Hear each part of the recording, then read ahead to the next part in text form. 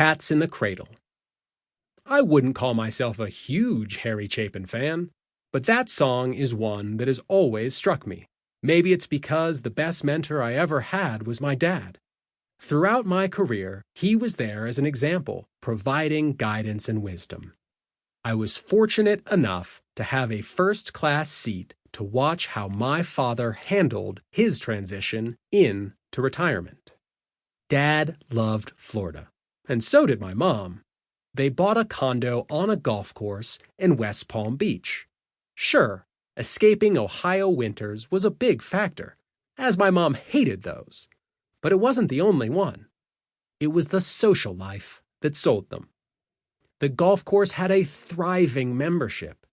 There was a beautiful clubhouse, boasting tons of activities, a good restaurant, and an even better bar.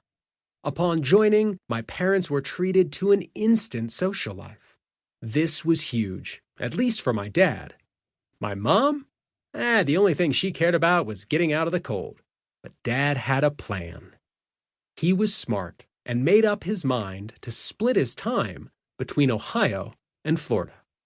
Dad saw plenty of his friends and clients make the mistake of diving in and moving to a new place when they retired, only to regret it. He knew to test the waters before jumping in.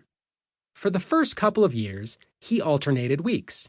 He'd go to Florida, spend time with my mom and his friends in the sun for a week, and then fly back to Ohio. Then, he'd spend the next week taking care of his clients and sporting a good tan before heading down south again. I vividly remember when he put phase 2 of his plan into effect. It was February, on one of those bitter nights where the wind whips and wallops your breath. I was picking him up at the airport. After he got into the car and blew on his hands to warm them up, he said, "That's it. This is the sign I was waiting for." Now, my father was not a mystical man. To hear him mention something about a message from the universe had me puzzled, to say the least. "What do you mean, Dad?" I asked. "I've been thinking about changing my routine. I knew it was something I wanted to do eventually. Now I'm going to start spending 2 weeks in Florida and coming back here for 1. "Oh, okay," I said. "But what was the sign?" He smiled and pointed at the temperature gauge. It was 7 degrees. Phase 2 lasted 2 more years. This 2-week, 1-week split served him well. But toward the end of the second year, I could see the writing on the wall.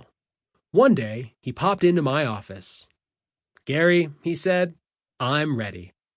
I'm going to make the switch. I'm going to start spending the entire winter in West Palm." "I think that's a great choice, Dad," I said. "What took you so long?" At this point, he reached into his sport coat and pulled out his calendar book. It was the same one I'd seen him use and replace for 30 years. He handed it to me. I remember flipping through and being amazed. Every day of every week for the next 4 months was chock full of activities. Golf, bridge, dinners, lunches, parties, every day was scheduled. I handed the book back. "This is why I didn't want to move to Florida immediately," he said. "I needed to make sure there would be enough things to do down there. I know too many people who have made a move like this, got there, and then were bored to death. Their life revolved around drinking and hitting the early bird specials, and I didn't want that to be me." It was ironic that Dad's calendar, something he always pointed to as one of the keys to his success at work, was now a key to creating his successful retirement. Insights.